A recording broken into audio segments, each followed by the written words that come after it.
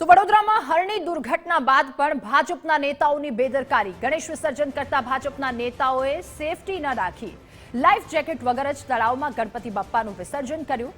ભાજપના નેતાઓએ સેફટી વગર તળાવમાં વિસર્જન કર્યું। સાંસદ પૂર્વ સાંસદ ભરત ડાંગર લાઈફ જેકેટ ન પહેર્યું।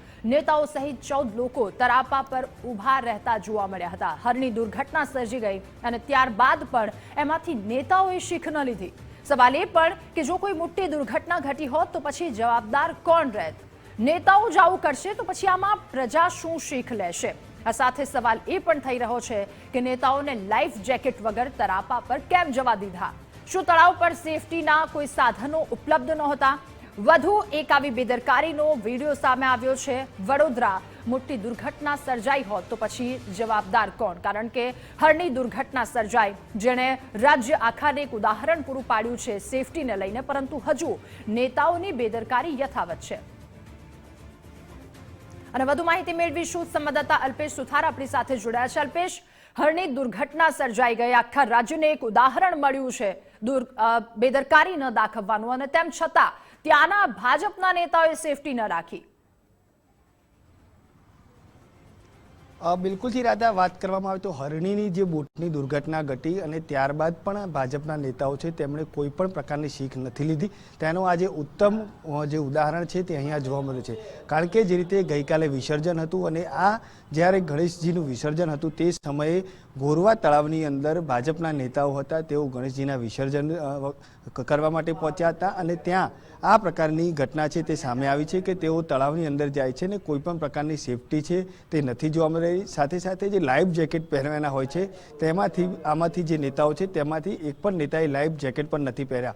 મહત્વની વાત એ છે કે વડોદરા શહેરના સાંસદ હોય, પૂર્વ સાંસદ હોય, તેમજ ધારાસભ્ય કેયુર રેકડિયા અને ભરત ડાંગર જેવા જ્યારે મુખ્ય પ્રતિનિધિ છે કે જે વડોદરા શહેરના ભાજપમાંથી પ્રતિનિધિત્વ કરતા હોય છે, ઉચ્ચ હોદ્દા ધરાવે છે, તેમ છતાં પણ ક્યાંક ને ક્યાંક આ જે નેતાઓ છે તે ભાન ભૂલ્યા હતા અને જ્યારે ગણેશ વિસર્જન હતું તે સમયે પણ ક્યાંક ને ક્યાંક આ નેતાઓ છે તે પોતાની ફોટોગ્રાફી કરવામાં વ્યસ્ત હોય તે પ્રકારની પરિસ્થિતિ છે તે અહીંયા જોવા મળી છે।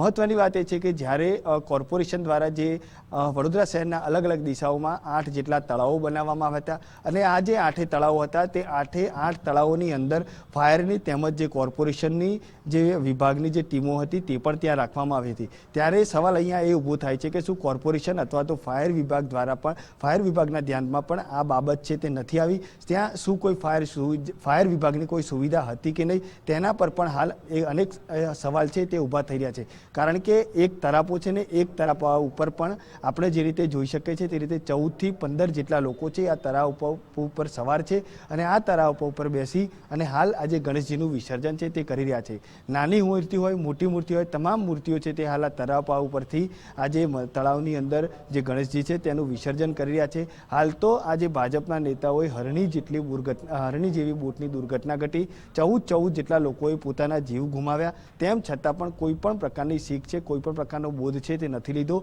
તેવું સ્પષ્ટ આ વિડીયો પરથી કહી શકાય। હાલ તો આ વિડીયો છે તે સોશિયલ મીડિયાની અંદર પણ ખૂબ જ વાયરલ થઈ રહ્યો છે। કારણ કે જે રીતે ભાજપના નેતાઓએ ક્યાંક ને ક્યાંક આ પ્રકારના જે દ્રશ્યો છે તે સામે આવ્યા ત્યારે તેમના જ આ દ્રશ્યોથી હવે વડોદરાની જનતા શું શીખ લેશે તે પણ એક સૌથી મોટો સવાલ છે તે અહીંયા ઊભો થઈ રહ્યો છે। મહત્વની વાત છે કે કોર્પોરેશને જે રીતે તળાવોની અંદર તમામ વિભાગો તૈનાત કર્યા હતા તેવા દાવા કર્યા, પરંતુ ક્યાંક ને ક્યાંક આ દાવાઓ પણ અહીંયા પોકળ સાબિત થયા હોય તેવું લાગી રહ્યું છે। કારણ કે ફાયર વિભાગ દ્વારા પણ કોઈ પણ પ્રકારની ટ્યુબ અથવા તો કોઈ પણ પ્રકારના લાઈફ જેકેટ છે તે નથી જોવા મળી રહ્યા।